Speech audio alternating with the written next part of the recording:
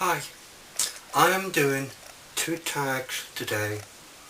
One is for the awesome fantastic Mark and the other one is for the fantastic awesome Dave. Now I'm going to start with Mark's two questions. So, moving on to number one. Jasmine inspired you to go on a ghost hunt. This this spirit comes and sits down beside you, and you can ask this spirit three questions. What three questions would I ask? My first question would be, who is the spirit? Who is he or who is she? My second question would be, are you happy of being here still? Now, if the spirit turned around and said yes, I would move on to my third question, which would be, how did you die? Now, if the spirit on my second question would be no, then my third question would be, would you like me to go and get a vicar to allow you to go into the light? That would be my three questions. Now, your second question, if I can remember it rightly, would be something to do in anything happened to you in the past. Well, I'm going to state a story here and now which is very, very true. It happened to me. I was in my late 20s where there were three of us in a pub having a drink. We overheard someone mention about Westbury Submendip Church.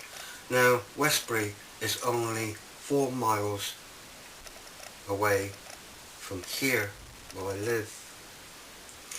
And it happened to be, if you walked around the tree 12 times as the clock struck midnight, the devil will appear.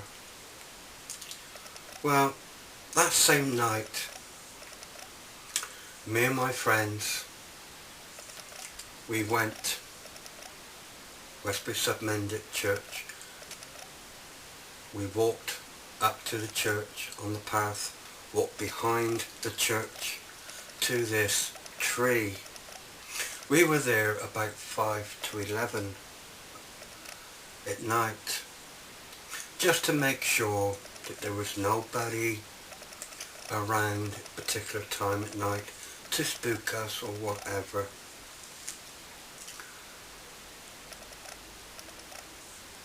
The night was quiet, still. There was nobody around, no sound, no noise, nothing. So we waited for an hour. Everything was still calm. The clock started to chime for 12 midnight, and three of us walked around the tree 12 times. We stood there waiting. All of a sudden, the ground started to mist. You couldn't see the ground whatsoever. You couldn't see the footpath, you couldn't see the grass, you couldn't see the graves. It was all covered in mist, fog, whatever. I thought I felt something touch me. I moved quick, and as I moved away quick, so did the other two. And we ran and ran towards the gate.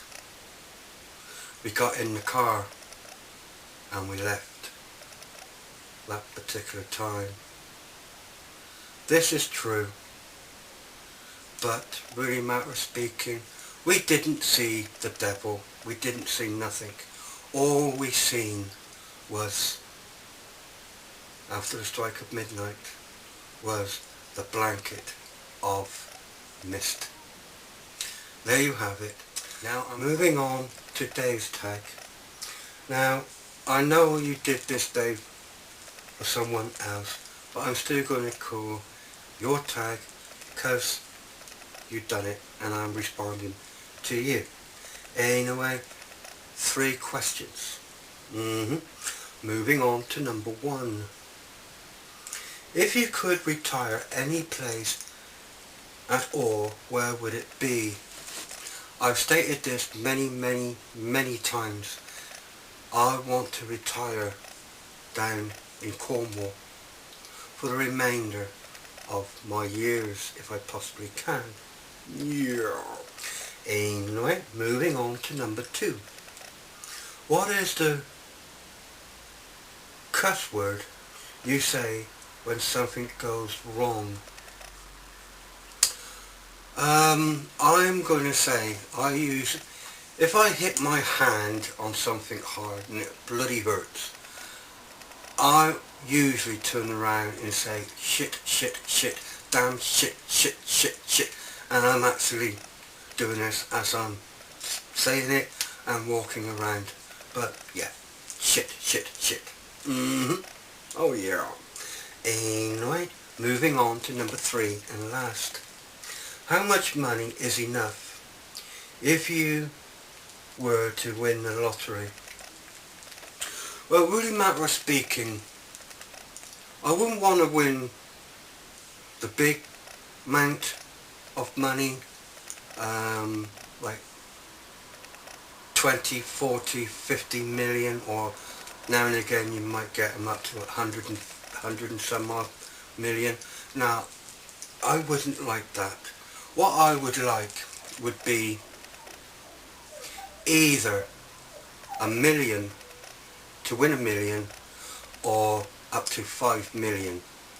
I would like to win that sort of amount. If I won a million, I would give 100,000 to one of my children, another 100,000 to another 100,000 for that. 5 million, I would share a few 100,000 each. I would then pay for my funeral for when I died, so that wouldn't have to be worried about. I would put so much then back for my children to have after I've gone, and keep so much back for myself to enjoy the remainder of my life. So there you have it. Thanks for listening. God bless. Take care. Love you loads.